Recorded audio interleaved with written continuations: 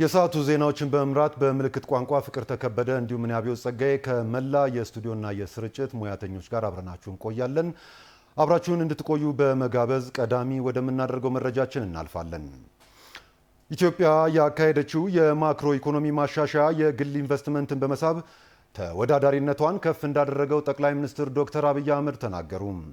ከቡድን 20 አባል ሀገራት ጉባኤ ጎን ለጎን በተካሄደው ኮምፓክት ዊዝ አፍሪካ ስብሰባ ላይ የተሳተፉት ጠቅላይ ሚኒስትር ዶክተር አብይ አህመድ ለአፍሪካ ሀገራት የሚደረገው የፋይናንስ ድጋፍና አህጉራዊ ነፃ የንግድ ቀጠና ላይ ለውጥ ለማምጣት የቡድን 20 አባል ሀገራት በትብብር እንዲሰሩም ጥሪ አቅርበዋል። ራሄል አበበ ተጨማሪ አላት። የአየር ንብረት ለውጥ እንዲሁም በሀገራት መካከል ስላለው የሀብት አለመመጣጠንና ሌሎች ዓለም አቀፍ ጉዳዮች ላይ መፍትሄ ለማምጣት ያለመ አጀንዳ ይዞ በአፍሪካ ምድር የመጀመሪያውን ጉባኤ በደቡብ አፍሪካ ጆሃንስበርግ አድርጓል። የቡድን 20 አባል ሀገራት የመሪዎች ጉባኤ የኢፌዴሪ ጠቅላይ ሚኒስትር ዶክተር አብይ አህመድ የጉባኤው ተጋባዥ ሆነውም በዚሁ ተገኝተዋል። ከመሪዎች ጉባኤ ጎን ለጎን በአፍሪካ የግል ኢንቨስትመንት ስለሚስፋፋባቸው የፖሊሲ ሀሳቦች፣ ስለ ሀገራት የማክሮ ኢኮኖሚና የንግድ ተወዳዳሪነት የሚመክረው የኮምፓክት ዊዝ አፍሪካ ስብሰባም ተካሂዷል። ኮምፓክት ዊዝ አፍሪካ ስብሰባ ላይ ንግግር ያደረጉት የኢፌዴሪ ጠቅላይ ሚኒስትር ዶክተር አብይ አህመድ ኢትዮጵያ ባካሄደችው የማክሮ ኢኮኖሚ ማሻሻያ በርካታ ለውጦችን ማስመዝገብ ስለመቻሉ አንስተዋል። ኢትዮጵያ we have undertaken historic change modernizing our macroeconomic framework በኢትዮጵያ ውስጥ ታሪካዊ ለውጥ አከናውነናል። ይህም የማክሮ ኢኮኖሚ ማዕቀፋችንን ዘመናዊ ማድረግ፣ የገንዘብና የፋይናንስ ስርዓታችንን ማሻሻል፣ የፋይናንስ ዘርፋችንን መክፈት፣ የፋይናንስ ተደራሽነትን ማስፋፋት እንዲሁም ከሁሉም ወሳኝ ከሆኑ ማሻሻያዎቻችን መካከል አንዱ የሆነውን የውጭ ምንዛሪ አስተዳደራችንን ነፃ ማድረግ ይጠቀሳሉ። እነዚህ ለውጦች ኢትዮጵያ ውስጥ ከ5 አስርት ዓመታት በኋላ የተከናወኑ ናቸው። እነዚህ ስኬቶች አይደሉም፣ ይልቁንም የረዥም ጊዜ የግል ካፒታል የመሳብ አቅም ላለው ዘመናዊና ጠንካራ ኢኮኖሚ መሰረቶች ናቸው። የቴሌኮም ገበያን ክፍት ከማድረግ ጀምሮ የተለያዩ የልማት ድርጅቶችን በማሻሻልና በማጠናከር በተከናወኑ ተግባራት ኢኮኖሚውን ተወዳዳሪ ማድረግ ስለመቻሉም ጠቅላይ ሚኒስትር ዶክተር አብይ አህመድ ተናግረዋል። የቴሌኮም ገበያዎችን በመክፈት የመንግስት የልማት ድርጅቶችን በማሻሻል የንግድ ልውውጥን በማሳደግ ታዳሽ የኃይል ኢንቨስትመንትን በማራመድ እንዲሁም ለረዥም ጊዜ ፋይናንስና ካፒታል ገበያዎች የቁጥጥር ማዕቀፎችን በማጠናከር ለስራ ፈጠራና ለንግድ እንቅስቃሴዎች የቆዩ ማነቆችን ፈተናል። በዚህ ድፍረትን በሚጠይቅ ውሳኔ የሰራናቸው ማሻሻያዎች ኢኮኖሚያችንን ይበልጥ ተወዳዳሪ አድርገውታል። አፍሪካ ዛሬ ላይ ከፍተኛ የሆነ እድገት እያስመዘገበች እንደምትገኝ አብራሩት ጠቅላይ ሚኒስትሩ ኢንቨስትመንት ላይ ትኩረት አድርጎ መስራት እንደሚገባም አሳስበዋል። Africa's economic rise is underway, taking shape in our cities. አፍሪካ ኢኮኖሚያዊ ምርታ በማስመዝገብ ላይ ናት። ይህ እድገት በከተሞቻችን፣ በግብርናው ዘርፍ፣ በፋብሪካዎችና በዲጂታል ስነ ምህዳሮች ውስጥ መልክ እየያዘ ይገኛል። አፍሪካ ሙሉ አቅሟን ለመጠቀም የተሃድሶ እንቅስቃሴ በተለይ ኢንቨስትመንትን ማነቃቃት አለባት። ኢንቨስትመንትም ሁሉን ያካተተ የጋራ እድገት ማስመዝገብ ይኖርበታል። ዛሬ ያለው ዓለም ይህ ውጥን ከጀመረበት ጊዜ ይልቅ እጅግ ውስብስብ ሆኗል። ሀገራት የለውጥ ተግባራት ላይ ትኩረት ማድረግ እንደሚገባቸው አጽንኦት የሰጡት ጠቅላይ ሚኒስትሩ ለዚህም የቡድን 20 አባል ሀገራት የፋይናንስ ድጋፍ እንዲሁም አህጉራዊ ነፃ የንግድ ቀጠና ላይ ትብብር ማድረግ ይገባልም ሲሉ አሳስበዋል።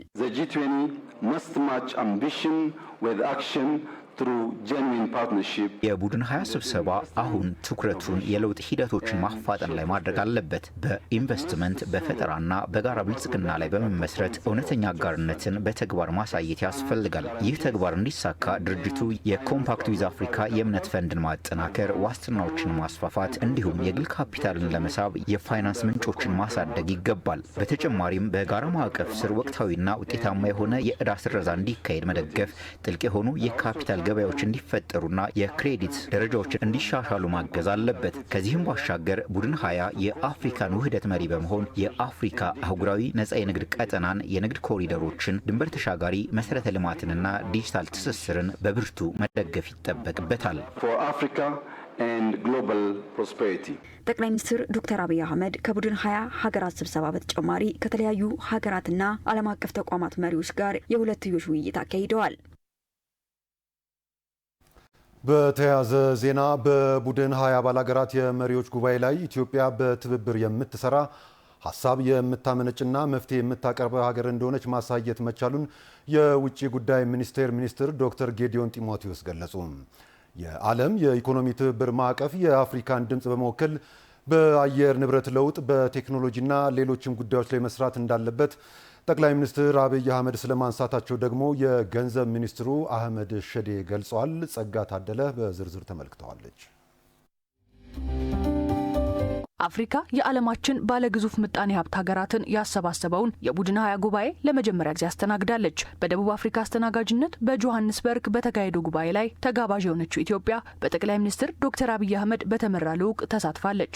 ይህ ደግሞ በጉባኤው ላይ በተለያዩ ጉዳዮች ያላትን አቋምና ፍላጎት ለማስረዳት እንደ አህጉርም መነሳት ያለባቸውን አጀንዳዎች ለማንሳት ጥሩ እድል የሚፈጥር መሆኑን የውጭ ጉዳይ ሚኒስትሩ ዶክተር ጌዲዮን ጢሞቴዎስ ተናግረዋል። ከጉባኤው ጎን ለጎን የሁለትዮሽ ግንኙነቶችንና ትብብሮች ለማድረግ ምቹ ሁኔታ መፍጠሩን ያነሱት ሚኒስትሩ በአፍሪካ ውስጥ ትልቅ አቅም መኖሩን ኢትዮጵያም ውጤታማ የሆነችባቸውን ተግባራት ማቅረብ ችላለችም ብለዋል። በአፍሪካ ውስጥ ትልቅ አቅም እንዳለ የኢትዮጵያን ምሳሌና በኢትዮጵያ የተገኙ ውጤቶችን በማሳየት ለጋራ ተጠቃሚነት የፋይናንስ ስርዓቱን የአፍሪካ ሀገራትን ሚና እንዴት ማጉላት እንደሚያስፈልግ እንዴት ማሻሻል እንደሚያስፈልግ እሱን በተመለከተ አቋማችንን ለማሰማት ችለናል።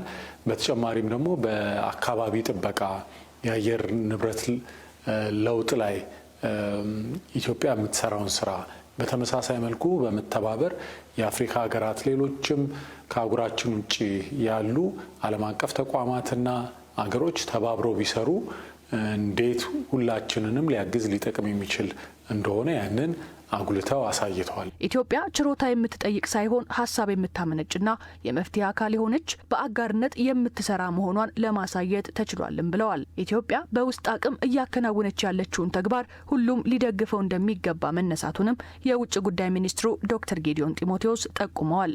ኢትዮጵያ ላለፉት ጥቂት ዓመታት የንግድ ብድርን በማቆም በውስጥ አቅም የአጠቃላይ የኢኮኖሚ አቋማችንን የተሻለ ለማድረግ የሄደችበትን ርቀት በማሳየት ይሄ ግን እንቅስቃሴ በሁሉም ሊደገፍ እንደሚገባ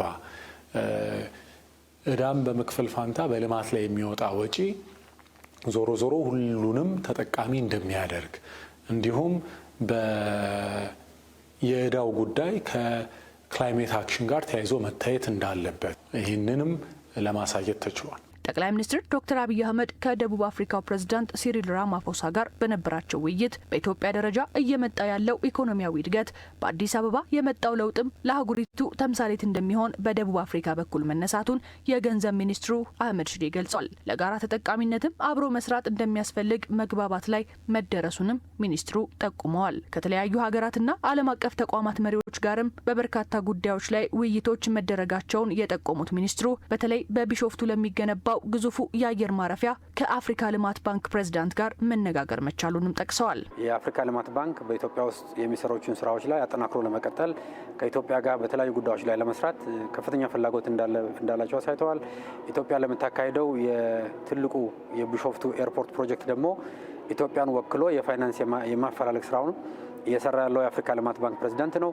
የአፍሪካ ልማት ባንክ ፕሬዝዳንቱም በመደበኛው የልማት ፕሮግራም በፖሊሲ ፋይናንሲንግ እንዲሁም በቢሾፍቱ ኤርፖርት ላይ አጠናክሮ ከኢትዮጵያ ጋር እንደሚሰሩና በአስተማማኝ ደረጃ ስራቸውን እየሰሩ እንደሆነ አረጋግጠዋል ማለት ነው። ጠቅላይ ሚኒስትር ዶክተር አብይ አህመድ በቡድን 20 ጉባኤ ከተለያዩ ሀገራት መሪዎችና ዓለም አቀፍ ተቋማት ተወካዮች ጋር በዓለም አቀፍና ቀጠናዊ ብሎም በቁልፍ የሁለትዮሽ ጉዳዮች ላይ መወያየታቸውን በማህበራዊ ትስስር ገጻቸው አስታውቀዋል። የተከበራችሁ ተመልካቾቻችን የምትከታተሉት ከአዲስ ሚዲያ ኔትወርክ ኤኤምኤን የሚተላለፈውን ዜና ነው። በቀጣይ ወደምንመለከታቸው መረጃዎቻችን እናልፋለን። ቀጣይ የምንመለከታቸው መረጃዎቻችን ደግሞ 25ኛው ታላቁ በኢትዮጵያ ሩጫን የሚመለከት ይሆናል። 25ኛው ታላቁ ሩጫ በኢትዮጵያ የ10 ኪሎ ሜትር የጎዳና ውድድር መነሻና መድረሻውን መስቀል አደባባይ አድርጎ በድምቀት ተካሂዷል። ታላቁ ሩጫ በኢትዮጵያ የብር ኢዮቤልዩ በዓልን ባከበረበትን ውድድር የአዲስ አበባ ከተማ ከንቲባ አዳነች አቤቤ በልዩ ድምቀት አስጀምረዋል። ታላቁ ሩጫ እንደ ሌሎች ዓለም አቀፍ የጎዳና ላይ ውድድሮች ይበልጥ ተጠቃሽና ተተኪዎች የሚፈሩበት እንዲሆን የአዲስ አበባ ከተማ አስተዳደር አበክሮ ይሰራል ሲሉም ከንቲባ አዳነች አቤቤ ተናግረዋል። ተወዳጁን ተናፋቂውንና ባለፉት 25 ዓመታት የከተማችን አንዱ ድምቀትና ዓለም አቀፍ መገለጫ የሆነውን ታላቁ ሩጫ በኢትዮጵያን በልዩ ድምቀት አስጀምረናል ብለዋል ከንቲባ አዳነች አቤቤ በማህበራዊ ትስስር ገጻቸው ባሰፈሩት መልእክት። ታላቁ ሩጫ በኢትዮጵያ የዓለም ኮከብ አትሌቶች መለማመጃና መኖሪያ በሆነችው መዲናችን አዲስ አበባ ከልጅ እስከ አዋቂ ከፕሮፌሽናል አትሌት እስከ ጤና ቡድኖች ታዋቂ ግለሰቦችና የዲፕሎማቲክ ማህበረሰቦች የተሳተፉበት እየተዝናኑበት ጤናቸውን እየጠበቁበት ወንድማማችነትን እህትማማችነትና አብሮነትን ያጠናከሩበት 25 ድምቀት ዓመታትን አሳልፏል ነው ያሉት ከንቲባ አዳነች። የዚህ ታላቅ ውድድር መስራች የሆነውን ጀግናው አትሌታችንን ሻለቃ ኃይሌ ገብረስላሴን እንዲሁም አጠቃላይ የታላቁ ሩጫ በኢትዮጵያ አመራሮችን ባለሙያዎችንና አስተባባሪዎችን ለዘመን ተሻጋሪ ስራችሁ እንኳን ደስ አላችሁ ለማለት እወዳለሁም ብለዋል። አስተዳደራችን በቀጣይ ይህ ውድድር እንደ ሌሎች ዓለም አቀፍ የጎዳና ላይ ውድድሮች ይበልጥ ተጠቃሽና ተተኪዎችን ጭምር የምናፈራበት እንዲሆን አበክሮ ይሰራልም ሲሉም ገልጸዋል። ተሳታፊዎች፣ የጸጥታ አካላት፣ በጎ ፈቃደኞች፣ የሚዲያ ባለሙያዎችና ሌሎችን ባለድርሻ አካላት ለውድድሩ ስኬት ለነበራችሁ በጎ አስተዋጽኦ ከልብ አመሰግናለሁ ብለዋል። በ10,000 ኪሎ ሜትር የአትሌቶች ውድድር አትሌት ይስማው ድሉ በወንዶች፣ አትሌት መልክናት ውዱ ደግሞ በሴቶች የ25ኛው ታላቁ ሩጫ በኢትዮጵያ አሸናፊ ሆነዋል።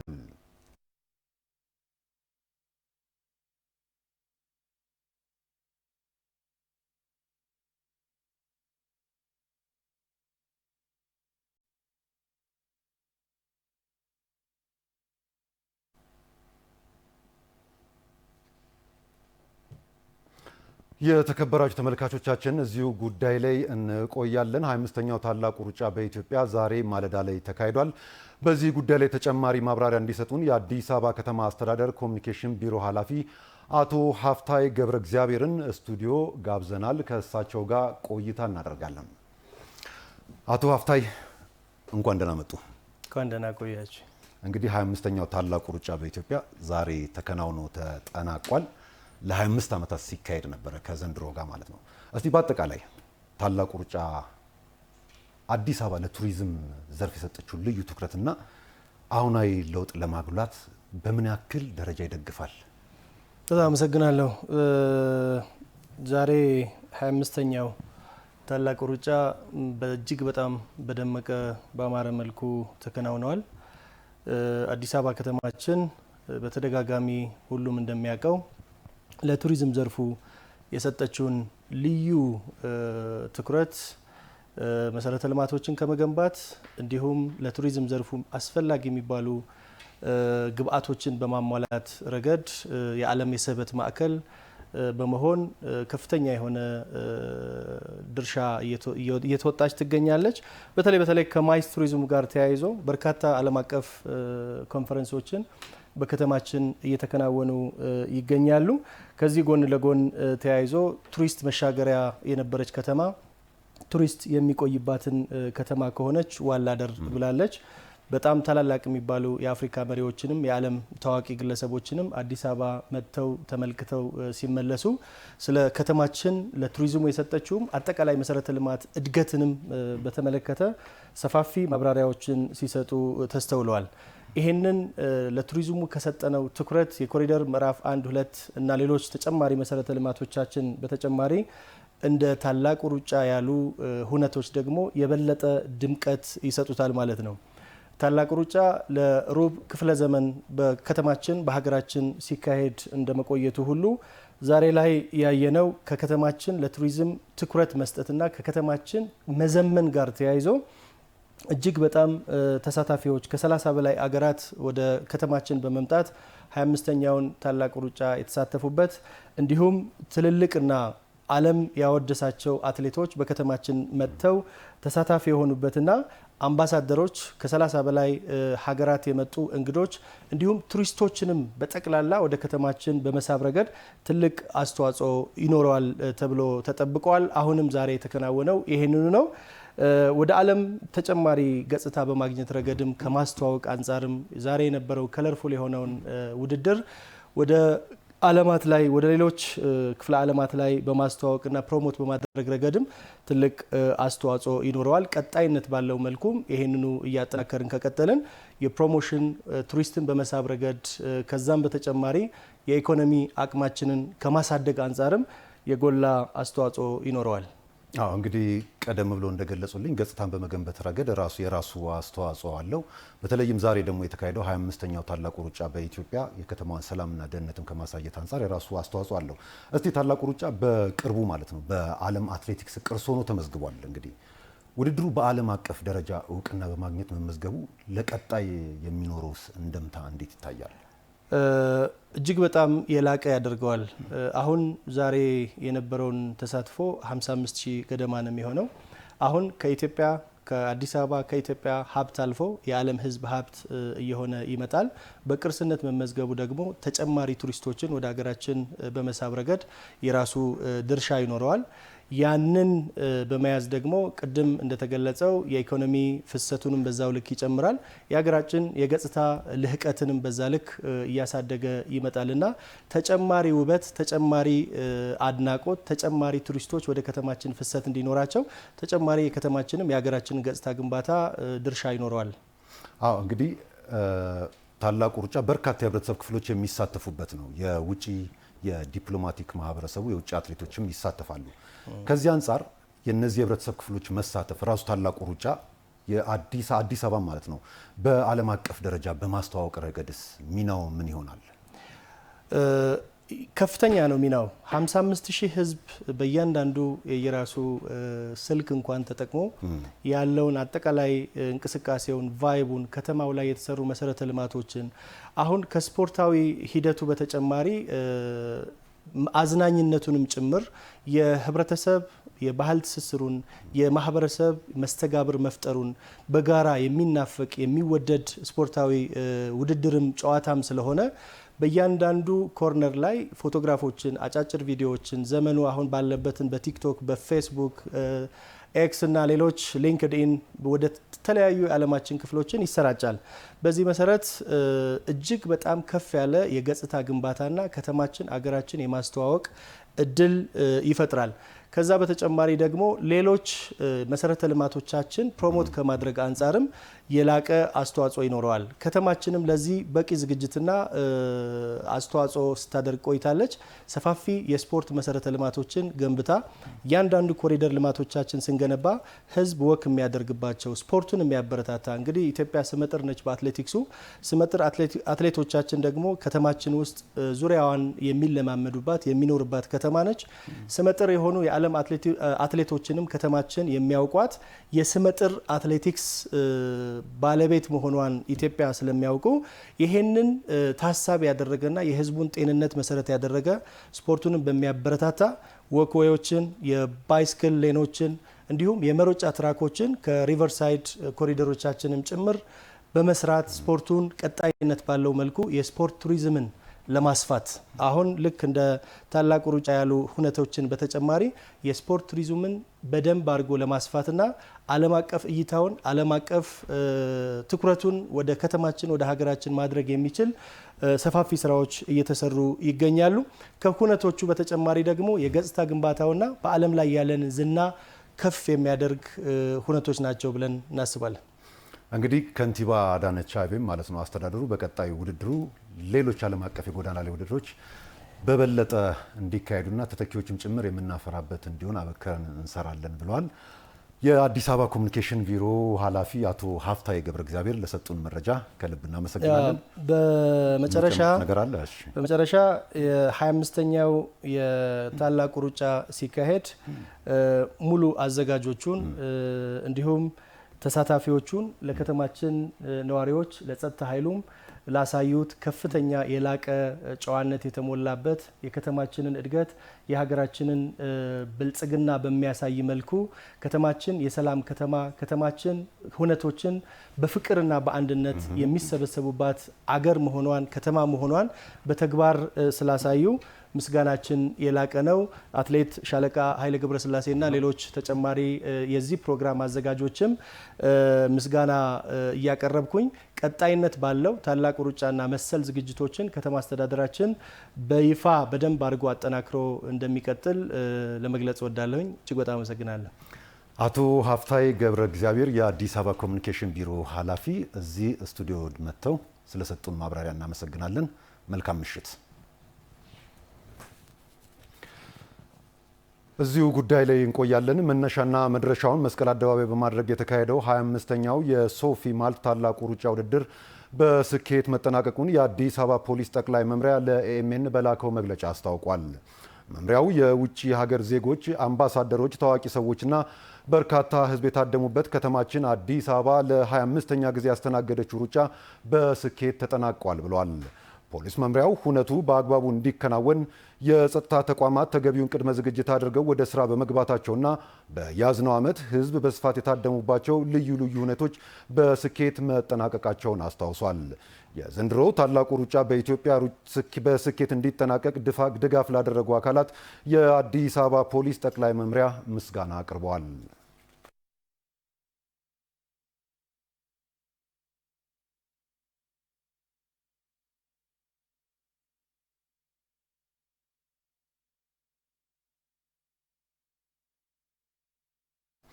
የተከበራችሁ ተመልካቾቻችን የምትከታተሉት ከአዲስ ሚዲያ ኔትወርክ ኤኤምኤን የሚተላለፈውን የዕለተ ሰንበት የምሽት ዜናችን ነው። ሙዚቃን ጨምሮ በተለያዩ የኪነ ጥበብ ዘርፎች እንዲሁም በሰርከስ ዘርፍ ሲካሄድ የቆየው የአዲስ ሚዲያ ኔትወርክ የአዲስ ታለንት ሾው የድምፃውያን ዘርፍ ውድድር ተጠናቀቀ። ሀያት ረመዳን፣ አባይነሽ ኃይሌና ናትናኤል በየነ ከ1 እስከ 3 በመውጣት የውድድሩ አሸናፊ ሆኗል። መቅደስ ደምስ ተጨማሪ አላት።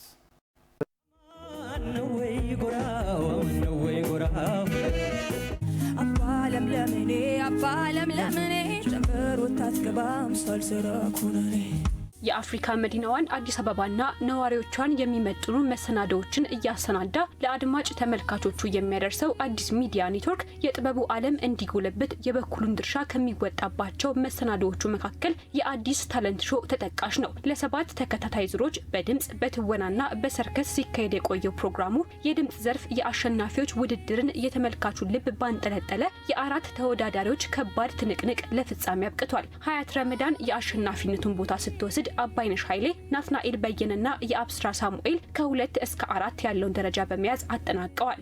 አሸናፊዎች አሸናፊ ጋር ምንጠብቃት ሀያት ረመዳን የ2018 ስኬት ባንክ አዋርድ አንደኛ በመሆን አጠናቃለች። ሁለተኛ በመውጣት የ200 ሺህ ብር ተሸላሚ ሆናለች። አባይነሽ እንኳን ደስ ያለሽ፣ ሽልማትሽን መውሰድ ትችያለሽ። በሶስተኛነት ውድድሩን አጠናቋል። ናትናኤል እንኳን ደስ ያለሽ። በልዩ ተሰጥኦ የዳበሩ ተወዳዳሪዎችን እየለየ የመጣው ውድድሩ እልህ አስጨራሽ ትንቅንቅ የታየበት ለዳኞችም አሸናፊዎችን መለየትን ፈታኝ ያደረገበት ሆኗል። በእንባ የታጀበው የዳኛ ጸደኒያ ገብረ ማርቆስ ንግግር ለዚህ ማስረጃ ነው። አዲስ ሚዲያ ኔትወርክም ያላሰበውን አዲስ ውሳኔን እንዲያሳልፍ አስገድዶታል። ኒንጃ አሁን ሳስበው እንዲህ በህይወት ዘመኔ ማለት ነው በጣም ከባድ ነበር ውድድሩ። እዚህ ሆነን የተጨቃጨቅንበትና ላይክ ፐርሰናል የሆነ በዚህ ልክ በኃይለ ቃል ራሱ ተነጋግረን አናቅምኛ። ይሄን ያህል ጊዜ አብረን ስንሰራ ማለት ሁላችንም ያለን ስሜታችንን እስከ መጨረሻው ነው ያወጣ ነው። I'm so happy። የአዲስ ሚዲያ ኔትወርክን ወክለው እንዲሁም ደግሞ ቦርዱን ወክለው የተገኙ ከፍተኛ አመራሮች ያጸደቁት አንድ ሀሳብ አለ። እርሱም ምንድነው? ሀያት ረመዳንም እንዲሁም ደግሞ አባይነሽ ኃይሌ ወደ ቀጣይ ዙር ያልፋሉ። ወደ ቀጣዩ ዙር ያልፋሉ። ነገር ግን የተሸለሙት ሽልማት የ300 ሺህ ብር እንዲሁም ደግሞ የ200 ሺህ ብር እንዳለ ሆኖ ሁለቱም እንቁ እንስት ተወዳዳሪዎቻችን በቀጣዩ ከሰርከስ ተወዳዳሪዎች እንዲሁም ደግሞ ከትወና ተወዳዳሪዎች ጋራ በመገናኘት የአሸናፊዎች አሸናፊ ላይ ድንቅ ብቃታቸው እንደሚያሳዩን ተስፋ እናደርጋለን። አዲስ ሚዲያ ኔትወርክ ወጣቱን ያማከሉ ስራዎችን እየሰራ እንደሚገኝ የገለጹት የውድድሩ ዳኞች አዲስ ታለንት ሾው ይህ ወጣት በኪነ ጥበቡ መስክ ከራሱ አልፎ ለሀገር እንዲተርፍ የሚያስችል ነው ይላሉ። ሁልጊዜ እኛ ሀገር በአንድም ይሁን በምን ይሁን አላቅም የምንሸከመው የሆነ የበፊትን የነበሩ እንትኖችን ዝም ብሎ እሱን ብቻ እየወረስን እንድንከተል የሚያደርግ አይነት አመጣጥ አይነት ነገር አለው እና አዲስ ታለንት ሾው ግን አይ ቲንክ ኢት ብሬክስ ያን ነገር ሰብሮታል ብዬ አስባለሁ። አባይነሽን ሳስብ፣ አንቺን ሳስብ፣ እንደዚህ አራቱን ቀለማቶች ሳስብ የሆነ ነገር ኦልሬዲ የሆነ ለዚህ ኢንዱስትሪ የሆነ ኮንትሪቢዩት ያረግነው ነገር አለ ብዬ አዲስ መሳሪያ ወጥቶ የሚጫወት ያስፈልገናል። የሆኑ ሙዚቃዎችን በራሱ እንደፈለገ ያዘበራረቀ የሚዘፍን ሰው ያስፈልገናል። መዘበራረቁ የሚገርም ህብር ይዞ ነው የሚመጣው። የሚገርም ችሎታ፣ የሚገርም ነፃነት፣ የገርም ሰልፍ ይዞ ስለሚመጣ እኔ በሁለታችሁ በጣም ደስተኛ ነኝ። በነናቲም በብስራም ኢቭን ዶ ዘ ዩዥዋል ስታተስም ቢሆንም በቃ በጣም ደስተኛ ነኝና ለአዲስ ሚዲያ ኔትወርክ እኔ ሳላመሰግን አላልፍም እንዲህ አይነቱን አጋጣሚዎችን ፋሲሊቴት በመደረጉ። አዲስ ታለንት ሾው በትወናና ሰርከስ ዘርፍ የአሸናፊዎች እንዲሁም የአሸናፊዎች አሸናፊ ውድድር የሚቀጥል ይሆናል። ሄሎ ቦባጫ አቤት አቤት ኩኖ ቴሶ ኬኛራ ወልካኔ ነጋ ሲንጋፈኔ ጅርቱ ጎፍታ ኬኛ ከም ጅርቱ አዳሙን አዲው ይባላል ስሜ። የሚኖሩ አዲስ አበባ አያት አካባቢ ነኝ። ሎሚ አረገ ሎሚ በአዲስ ታለንት ሾው የትወና ዘርፍ ተወዳዳሪ ነኝ። ጃለት ናፍቀብ ይው አከት እንግደና እንጀተት ኡፈታ አዲው ፈዴ ይው ሱሬ ጉራጭ። ውድድሩ ከባድ ነበር። ብዙ ጎበዝ ልጆችም ነበሩ። ኃይለኛ ተፎካካሪዎች ነበሩ።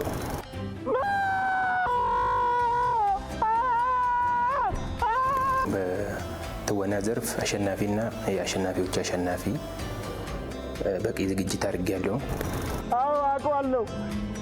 ልጄና አንዴ ልቀፈት። ስራዬን ከወደዳችሁ A12ን በማስቀደም 8288 ላይ ቮት እንዲሰጡኝ በአክብሮት ጠይቃችኋለሁ። ይረጅ ዳነቱ ረመዳሞ ማለት አነ ተዳተረቲ ለመሆኑ ገንዘብ የሚያመጣው በሳምንቱ መጨረሻ በህብረት የሚከናወኑ ስፖርታዊ እንቅስቃሴዎች ጤንነትን ከመጠበቅ ባሻገር ለማህበራዊ ህይወት መጠናከር የጎላ ሚና እንዳላቸው የስፖርት አዘውታሪዎች ተናግረዋል። ሪፖርተራችን ቤተልሔም አየነው በከተማዋ የተለያዩ አካባቢዎች ተዘዋውራ በመንገድ ላይ የሚከናወኑ የማለዳ ስፖርታዊ እንቅስቃሴዎችን ቃኝታለች። አብረን እንከታተል።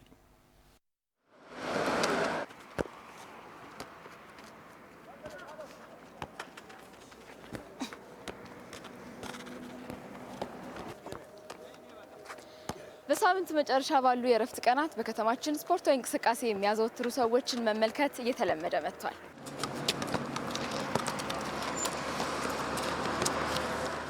መሰል ስፖርታዊ እንቅስቃሴዎች ጤናን ከመጠበቅ በስራ እንዲሁም በህይወት ሩጫ የደከመን ሰውነት ከማፍታታትን ባሻገር ማህበራዊ ግንኙነትንም ከማጠናከር አንጻር የራሱ አስተዋጽኦ እንዳለው ይታመናል። እንግዲህ በከተማ አስተዳደሩ የተገነቡ የተለያዩ ስፖርት ማዘውተሪያ ስፍራዎች ቢኖሩም የሰው እንቅስቃሴ እንዲሁም የመኪና እንቅስቃሴ ዝቅተኛ በሆነባቸው ሰዓታት ደግሞ የሚደረጉ እንዲህ አይነት ስፖርታዊ እንቅስቃሴዎች ሌላ አማራጭ እንደሆኑም ነው የሚገለጸው። እኔ በብዛት ያው ስራ ስለሆንኩ የሚመቸኝ ያው ለጤና ሌላም ቦታ ጂም ምናምን እሰራለሁ። ከዛ አልፎ ደግሞ እሑድ ቀን እንደዚህ እዚሁ ሜዳ መጥቼ እንደዚህ እንቅስቃሴ አደርጋለሁ። በዛ ላይ ደግሞ ደስ የሚለው እዚህ አሁን ሜዳ ላይ ማንም ከማንም አይተዋወቅም። ከተለያየ ቦታ ነው የሚመጣው። በቃ አንድነትሽ ማህበራዊ በቃ ምን ልበልሽ በጣም ደስ የሚል ነው። ሁሌ እሑድ እንጫወታለን። ያው ደስ ይላል። ስፖርታዊ ጨዋነት የሚባል ነገር አለና ያው እዚህ ሁሉን መተን እንጫወታለን እሑድ። ያው ስፖርት ለጤንነት ጥሩ ነው። ሌላ ቦታ ከምንውል እሑድ መተን እዚህ ዘና እያለን ከጓደኞች ጋር ፈታ እያለን የምንጫወትበት እሱ ይሻለኛል፣ ጥሩ ነው ብዬ አስባለሁ። አንዳንዴ በቃ እሑድ ሲደርስ ሁሉም በቃ አይቀርም፣ ሁሉም ይመጣሉ። የሰፈሩ የተለያየ አሁን ከሌላ ሰፈር የሚመጡ ልጆች አሉ። ከዛ እሑድ ሁሌ መተን እዚህ በፍቅር ተጫውተን በፍቅር ተለያይተን ነው የምንሄደው። አሁን ቅዳሜ ኖር እናደርጋለን። ይሄኛው መንገድ የሚዘጋልን ግን እሑድ ነው። ያው የሜዳው ችግር ምጥረብ ቢኖርም ማለት ነው። እንደምታየው ብዙ ሰው ነው ያለው እዚህ ሜዳ ላይ። የስፖርት እንቅስቃሴም አስፈላጊ ነው ለጤናችን፣ ለሁሉም ነገር ማለት ነው። ተገናኝተን ከማናቃቸው ሰዎች ጋር ያገናኘናል። በፍቅር ነው እሑድ ደርሳ ለመጫወት እንጓጓለን፣ ከጓደኞች ጋር ለመገናኘት ማለት። ሁልጊዜ እሑድ እየመጣው የሰውነት እንቅስቃሴዎችን ኳሶችን እጫወታለሁ። በተለየ ደግሞ መንገድ የሰው ስብስብ ምናምን ደስ ይላል እና ትንሽ የሜዳ እጥረትና እዚህ ላይ የመጋጋጥ ጉዳቶች አሉት። የሰው ቫይብ ምናምን ደስ ይላል። ሁሉም ሰው እዚህ ጋር እየመጣ ይጫወታል። ሰውነት ብቻ ሳይሆን የአእምሮም ኤክሰርሳይዝ እየሰራው ነው ብዬ አስባለሁ። በዚህ ጨዋታ ላይ ሳርግ ጭንቅላቴን ፍሪ እያረኩ ነው የምጫወተው እና ለትምህርቴም ጥሩ እንትን አለው ብዬ አስባለሁ። እዚህ የሚመጣው ሁሉም ያው የሚተዋወቅ ሰው አይደለም። ስፖርት ግን ያው ለሰላም ለፍቅርም ለጤናም እስከሆነ ድረስ ሁሉም ነገር ያው እዚህ ጋር ተዋወቀ፣ እዚህ ጋር ጓደኝነት ፈጥረ ስንት ሰው ትደዋወላለ። ያው ቅዳሜና እሑድ እየተደዋወልክ መጥተህ እዚህ ጋር ጤናህን ትጠብቃለህ። ስፖርታዊ እንቅስቃሴ አምራችና ብቁ ዜጋ ከማፍራት አንጻር ከፍተኛ አስተዋጽኦ አለው። በከተማችንም ይህ የአካል ብቃት እንቅስቃሴ በተለያዩ ቦታዎች ባህል እየሆነ መጥቷል። የተከበራችሁ ተመልካቾቻችን የምትከታተሉት ከአዲስ ሚዲያ ኔትወርክ ኤኤምኤን የሚተላለፈውን የዕለተ ሰንበት የምሽት ዜናችን ነው። 25ኛው ታላቁ ሩጫ በኢትዮጵያ የ10 ኪሎ ሜትር ውድድር ተካሂዶ ተጠናቋል። ከሰዓት በኋላና ከሰዓት በፊት የታላቁ ሩጫ ተወዳዳሪዎች የከተማዋ ድምቀት ነበሩ። በተለያዩ ስፍራዎች እየተዟዟሩ ሲታዩ ነበረ። አሁን ደግሞ በቀጥታ የምንሻገረው የአዲስ አበባ የምሽት ድባብ ምን ይመስላል የሚለውን ልንመለከት ነው። በዚህ ጉዳይ ላይ ተጨማሪ መረጃ ሊያደርሰን ባልደረባችን ታምሩ ደምሴ በቀጥታ መስመራችን ላይ ነው የሚገኘው። ከሱ ጋር ቆይታ እናደርጋለን። ታምሩ እንደምናመሸህ። እንግዲህ ቀደም ብዬ ገልጬዋለሁ። ዛሬ 25ኛው ታላቁ ሩጫ በኢትዮጵያ የ10 ኪሎ ሜትር ውድድር ተካሂዶ ተጠናቋል። ቀኑን ስንመለከት በርካታ ተወዳዳሪዎች ለውድድሩ የተዘጋጁ ቲሸርቶችን ለብሰው የከተማዋ ድምቀት ሆነው ነበረ። እስቲ አሁን አንተ የምትገኘው የት አካባቢ ነው? የምሽቱ ድባብ ምን ይመስላል? አጠቃላይ መረጃ ብታደርሰን። አመሰግናለሁ አብዮት። እንደምን አመሻችሁ ውድ ተመልካቾቻችን። እንግዲህ ቀደም ሲል እንደጠቀስከው በዛሬው ዕለት በከተማችን ታላቁ ሩጫ የተካሄደበት ዕለት ነው። አሁን እኛም በተዘዋወርንባቸው ስፍራዎች ላይ የዚሁ የሩጫው ድባብ አልጠፋም። እንግዲህ እኔ ከቀኑ 10 ሰዓት ጀምሮ ከፒያሳ የአድዋ ድል መታሰቢያ ሙዚየም ጀምረን በቸርችል ጎዳና እስከ መስቀል አደባባይ ድረስ ያለውን የምሽት እንቅስቃሴ ተዘዋውረን ስንመለከት ነበር። አሁን ደግሞ እዚህ ቴዎድሮስ አደባባይ አካባቢ ይገኛለሁ። እንግዲህ በዚህ ምሽት የከተማዋ ነዋሪ አሁንም ሰፊ የሆነ እንቅስቃሴ እያደረገ ይገኛል። ቅድም እንዳነሳሁት ደግሞ ከታላቁ የኢትዮጵያ ሩጫ ጋርም የሚያያዙ የተለያዩ እንቅስቃሴዎችንና ድባቦችን እየተመለከት እንገኛለን። እንግዲህ አሁን የምገኝበት ስፍራ መዲናችን አዲስ አበባ የኮሪደር ልማትን ሀብላ ስትጀምር ያከናወናቸው አንዱ መስመር በዚህ አሁን በምገኝበት አካባቢ የሚገኘውን አውራ ጎዳና የሚገኙ የተለያዩ የመሰረተ ልማት ዝርጋታ ስራዎችን ያከናወነችበት ነው። በተለይ ዋና ጎዳናውን የማሳመር ደረጃውን ከፍ የማድረግ አደባባዮችን የማስጌጥና ያላቸውን ታሪክና ትውፊት በሚገልጽ መንገድ የማሳደግ ስራዎች ተሰርተዋል። ከዛም ባለፈ አዳዲስ የእግረኛ መንገድና የብስክሌት መስመሮችም የተዘረጉበት ነው። ይህ በመሆኑ በዚህ ምሽትም ጭምር ይህ አካባቢ ለአካባቢው ነዋሪ ከሌላም ስፍራ ላሉ የከተማዋ ነዋሪ እየመጡ እንዲዝናኑበት እያደረገ የሚገኝ ነው። እንግዲህ ከኮሪደር ልማቱ ጎን ለጎን ሁሉን አቀፍና አካታች የሆኑ የልማት ስራዎች ተሰርተዋል። የህፃናት መጫወቻ ስፍራዎች አሉ፣ የአረጋውያን ማረፊያዎች አሉ። እንዲሁም ደግሞ ለወጣቶችም የሚሆኑ የተለያዩ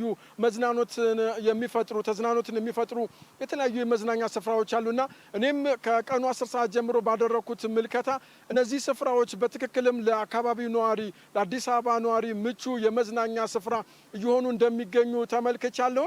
በተለይም በቅዳሜና እሁድ እንዲህ ባሉ የእረፍት ቀናት እነዚህ ስፍራዎች ተመራጭ መሆናቸውን ያነጋገርኳቸው በተለያዩ ቦታዎች እየተዝናኑ የሚገኙ ነዋሪዎች ነግረውናል። ከነዚህም መካከል አብዮት የበለጠ ተመራጭ የሚያደርጋቸው መሰረተ ልማቶቹ ምቹና ሁሉን አቀፍ የሆኑ ናቸው። ለአካል ጉዳተኞች ምቹ ናቸው።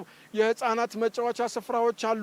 ለአዛውንቶችም እንዲሁ ለሁሉንም የህብረተሰብ ክፍል ያማከሉ አካታች መሆናቸው የበለጠ ተመራጭ እንዳደረጋቸው ነግረውኛል። ከዛ ውጭ ደግሞ የደህንነት ጉዳይ ነው። የደህንነት ጉዳይ ስንል የተሰሩ መሰረተ ልማቶች እግረኛው የተዘረጋለትን የእግረኛ መንገድ ተከትሎ እንዲሄድ ብስክሌት የሚያሽከረክረውም አሽከርካሪውም እንዲሁ በተዘጋጀላቸው ስፍራ ምቹና በቂ ስለሆነ ሁሉም በተዘጋጀለት ስፍራ እንዲንቀሳቀሱ አስችሏል። ይሄም ደግሞ አደጋም የመኪና አደጋዎችም ጭምር ቁጥራቸው እንዲቀንስ ማድረግ ተችሏልና እየነገሩን ያለው ከደህንነት አንጻር ይህ ምቹ ሁኔታ ስላለ የበለጠ ስፍራውን እንድንመርጠው አስገድዶናል የሚል ሀሳብ ያነሳሉ። እንግዲህ ቅድም አንተም አብዮት እንዳነሳው በዛሬው ዕለት በመዲናችን አዲስ አበባ ታላቁ ሩጫ ተካሂዷል። የዛ ድባብ አሁንም አልጠፋም። በተለያዩ መዝናኛ ስፍራዎች ላይ ቀን ሲሮጡ የነበሩ የከተማዋ ነዋሪዎች አሁን ከጓደኞቻቸው ጋር ከቤተሰቦቻቸው ጋር የተለያዩ ስፍራዎች ላይ የመዝናኛ ስፍራዎች ላይ ቁጭ ብለው እየተዝናኑ አይተናል። ዓለም አቀፍ የሆኑ የእግር ኳስ ጨዋታዎችንም በእነዚሁ የኮሪደር ልማት ስራ በተሰሩ ስራዎች ላይ ቁጭ ብለው ሲዝናኑ ሲመለከቱም እየተመለከት እንገኛለን። እንግዲህ ከዚህ ባለፈ ከተማችን አዲስ አበባ አገር አቀፍና አህጉር አቀፍ የሆኑ ኩነቶችን በተለያዩ ጊዜዎች ታካሄዳለችና በእግረኛ መንገድ ዳር በዋናው አውራ ጎዳና ዳር ላይ ያሉ ፖሎች ላይ የተሰቀሉ ስክሪኖች፣ በህንፃዎች ላይ ያሉ ስክሪኖች ከተማዋ እያከናወነች ያለውን ዓለም አቀፍና አህጉር አቀፍ ኩነቶችንም ጭምር እያስተዋወቀችበት የሚገኝ መሆኑን ለመመልከት ችለናል። ከዛም ባለፈ አደባባዮቿ ቅድም እንዳነሳው ደረጃውን በጠበቀ መንገድ ታድሰዋል። ከዛም ባለፈ የሙዚቃ ኢንስትሩመንቶችንም ጭምር በማሰማት በእግር የሚንቀሳቀሰውን የከተማዋ ነዋሪ እንዲዝናናም ጭምር እያደረጉ ይገኛልና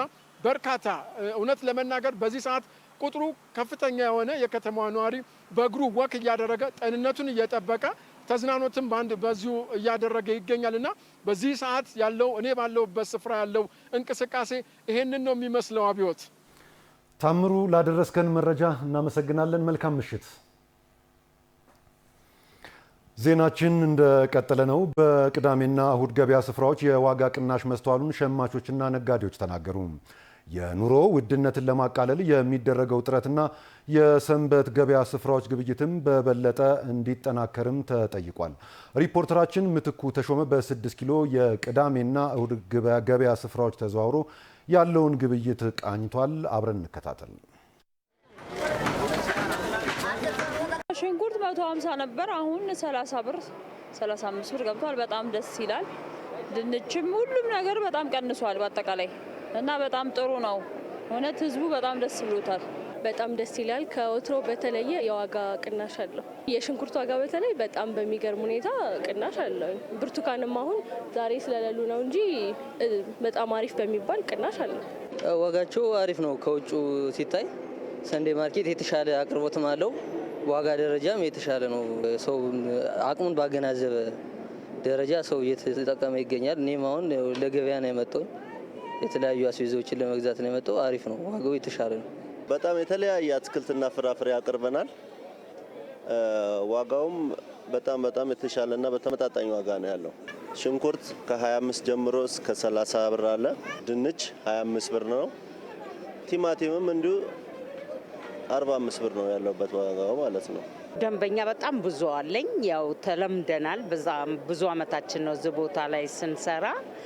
ሰው ያው እኛም ቀነስ አድርገን ስለምንሸጥ ቅዳሜና እሁድን ጠብቆ ነው። የመንግስትም ሰራተኞች ሲያልፉ ከስራ ሲወጡ ጠብቀን እስከ 12 ተኩል ሸጠን እንገባለን። ለነጋዴውም ጥሩ ነው፣ ለገዢውም ጥሩ ነው። ለነጋዴው የቤት ኪራይ ስለሌለብን ነፃ ስለሆነ በደንብ ሰርተን እንገባለን። የምርት አቅርቦት በተገቢ ሁኔታ ወደ ከተማችን እየገባ ነው። ያው እኛም እያስገባን ያለ ነው። አሁን ትንሽ እንደውም ጨመረ የተባለው ቲማቲም ነው። እነ ቲማቲም እነ ፓፓዬ ናቸው አሁን ላይ፣ ካሮት እነሱ ናቸው እንጂ ትንሽ ጭማሪ የሚያሳየው፣ ሌላው ቀንሷል። በአዲስ አበባ ከተማ በአሁኑ ወቅት 222 የቅዳሜና የእሁድ ግብይት ስፍራዎች ተዘርግተው ህብረተሰቡን በቅርበት እያገለገሉ ይገኛሉ።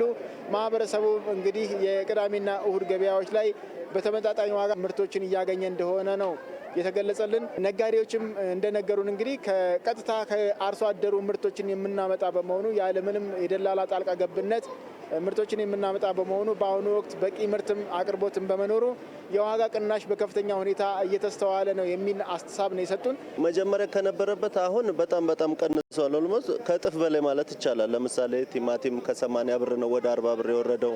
ሽንኩርት ከ130 ብር ነው አሁን ወደ 25 ብርና 30 ብር የወረደው። ድንችም እንዲሁ በተመሳሳይ 30 ብርና 35 ገብቶ ነበረ። አሁን ግን ያለበት 25 ብር ነው እና ምንድነው እንደዚህ የሆነው? በከፍተኛ ምርት አለ፣ በደንብ እየተመረተ ነው። እንዲሁም ቁጥጥሩም በጣም አሪፍ ነው። መንግስት አሁን በዚህ እውነቱ መቀጠል አለበት። ቁጥጥሩም ደግሞ ማጥበቅ አለበት። አንዳንዴ ያዝ ለቀቅ ያደርጋል። ስለዚህ በዚህ ሂደት ቀጥሉ፣ ጥሩ ነው። ህዝቡ ይሄንን ነው የሚፈልገው፣ ሌላ ምንም አይፈልግም። ዋጋው በዚሁ ይቀጥልልን። መንግስት ይሄንን ነገር ስላደረገ በጣም ደስተኛ ነን። በዚሁ ይቀጥል።